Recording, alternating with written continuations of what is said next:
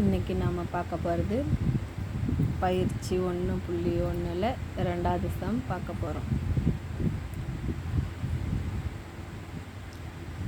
2வது சம்மில் ஏ கொடுத்துருக்காங்க.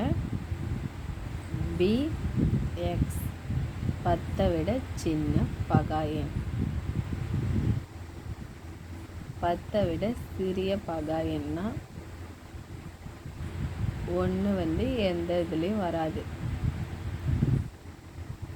2 நம்பரால் பெருக்கல் படுறது தான் பகா எண். 2க்கு மேலே பெருக்கப்பட்டால் அது பகு எண்.